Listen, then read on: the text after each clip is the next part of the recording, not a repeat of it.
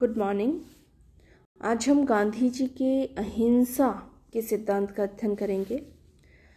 गांधीवाद की अहिंसा के संबंध में क्या धारणा थी, उसके संबंध में सबसे पहली बात तो ये स्पष्ट है कि गांधी जी अहिंसा को मानवीय जीवन की स्वाभाविक प्रवृत्ति मानते थे।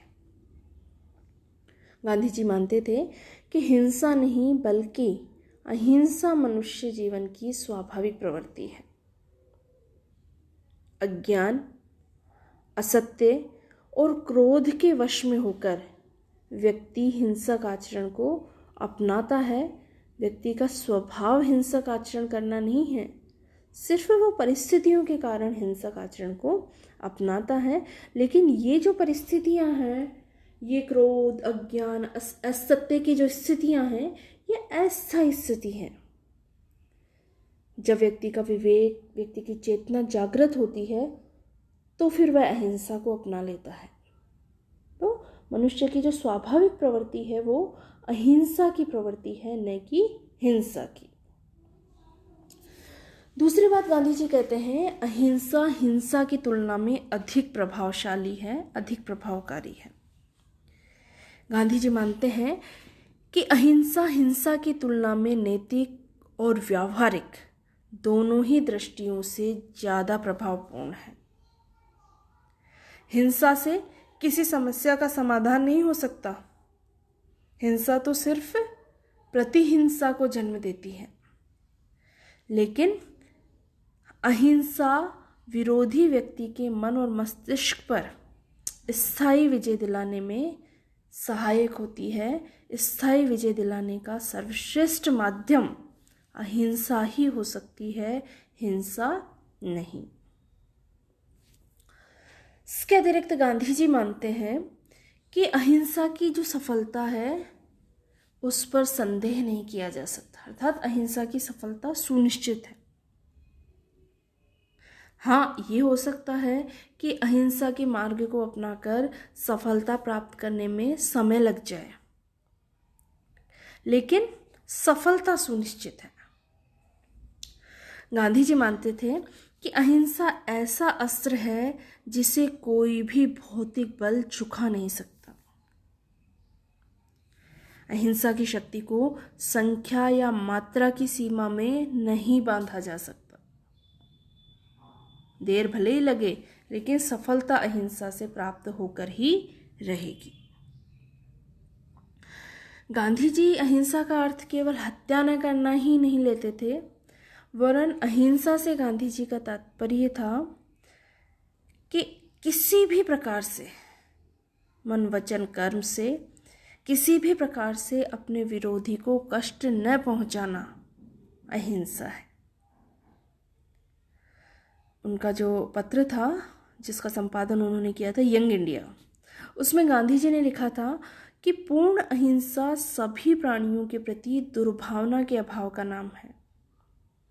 इस प्रकार अहिंसा अपने क्रियात्मक रूप में सभी जीवधारियों के प्रति सद्भावना का नाम है, और अहिंसा तो विशुद्ध प्रेम है। इस प्रकार गांधी जी ने मनसा वाचा कर्मणा, मन से, वचन से और कर्म से अहिंसा का प्रतिपादन किया, अर्थात मन, वचन और कर्म से किसी भी व्यक्ति को किसी भी प्रकार का कोई कष्ट न पहुंचाना अहिंसा है गांधी जी के अनुसार। अनेक व्यक्तियों के द्वारा भ्रमवश अहिंसा का आशय ये मान लिया जाता है कि बुराई को न रोकना या बुराई के सामने झुक जाना, समर्पण कर देना, ये अहिंसा है।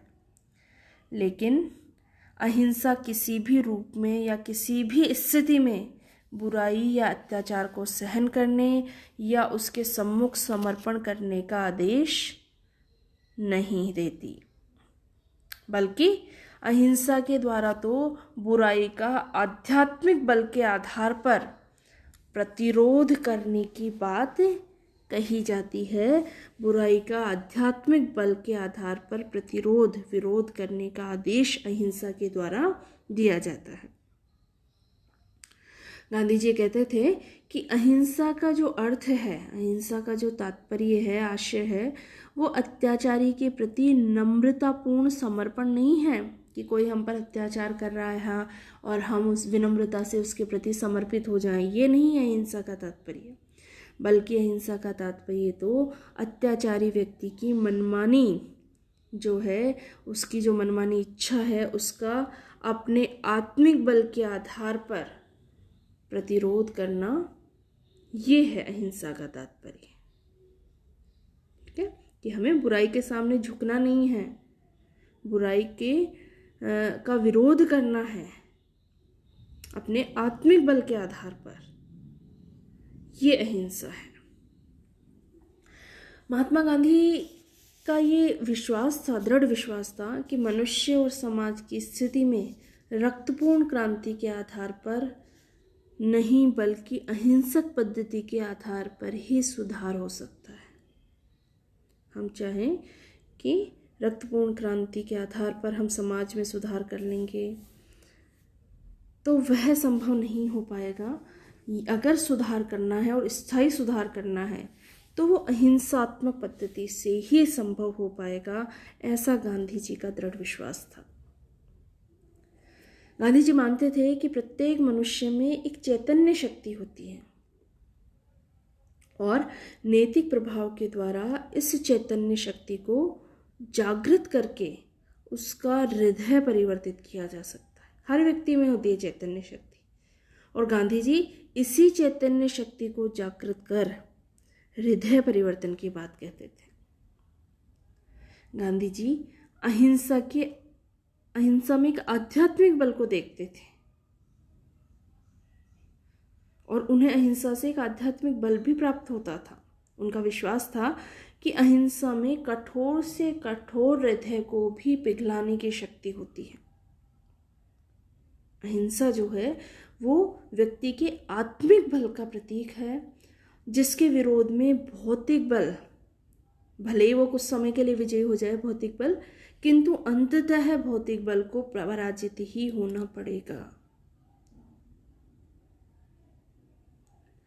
हिंसा केवल कुछ ही लोगों के लिए संभव है। गांधी जी मानते थे कि हिंसा जो है वो कुछ ही लोगों के लिए संभव है, और वह भी अवास्तविक रूप से, जबकि अहिंसा का अनुसरण तो साधारण जनता के द्वारा किया जा सकता है, सभी के द्वारा किया जा सकता है। अहिंसा जनसाधारण का स्वाभाविक धर्म है और ये जनसाधारण के लिए, हम जैसे जीवों के लिए एक शाश्वत कानून है, ऐसा गांधी जी का मानना था। गांधी जी की मान्यता थी कि अहिंसा का जो ये विचार है ये कोई जड़ सिद्धांत नहीं है, अभी तो ये एक नैतिक आस्था है। और नैतिक आस्था भी कैसी? गतिशील नैतिक आस्था। गांधी जी के लिए अहिंसा आस्था और निष्ठा का विषय है, कोई व्यवहारिक नीति नहीं है। गांधी जी का अहिंसा में दृढ़ विश्वास था और उन्होंने अहिंसा के 3 रूप, 3 अवस्थाएं बताई। जागृत अहिंसा, औचित्यपूर्ण अहिंसा और भीरुओं की अहिंसा। ये 3 प्रकार उन्होंने अहिंसा के बताए। जागृत अहिंसा के अंतर्गत गांधी जी कहते हैं कि ये जो रूप है अहिंसा का, इसे अहिंसा का सर्वोत्कृष्ट रूप कहा जा सकता है और ये साधन संपन्न या बहादुर व्यक्तियों की अहिंसा कही जाती है। जागृत अहिंसा को बहादुर व्यक्तियों की अहिंसा भी कहा जाता है और ये अहिंसा का सर्वोत्कृष्ट रूप है। और अहिंसा का जब ये रूप अपनाया जाता है, ये जागृत अहिंसा वाला रूप जो अपनाया जाता है, इस रूप को दुखद आवश्यकताओं के कारण नहीं, वरन नैतिक धारणाओं में दृढ़ विश्वास होने के कारण अपनाया जाता है। जागृत अहिंसा से पूर्ण व्यक्ति में प्रहार करने की क्षमता बढ़ती है। किंतु वह इसका इच्छुक नहीं होता। व्यक्ति में क्षमता तो होती है मुकाबला करने की, सामने वाले का प्रतिरोध करने की, लेकिन वह इसका इच्छुक नहीं होता। इसका अर्थ ये नहीं है कि उसमें क्षमता नहीं है प्रतिरोध की। तो अहिंसा का जो ये रूप है, इस रूप को केवल राजनीतिक क्षेत्र में ही नहीं अपितु जीवन के सभी क्षेत्रों में दृढ़ता के साथ अपनाया जाना चाहिए। अहिंसा के इस रूप में ही असंभव को संभव में बदलने और पहाड़ों को हिला देने की शक्ति भी होती है इस रूप में, जागृत अहिंसा में, जिसे कि बहादुरों की अहिंसा भी कहा जाता है। अहिंसा के अन्य रूपों का अध्ययन हम अपने अगले वीडियो के माध्यम से करेंगे। धन्यवाद।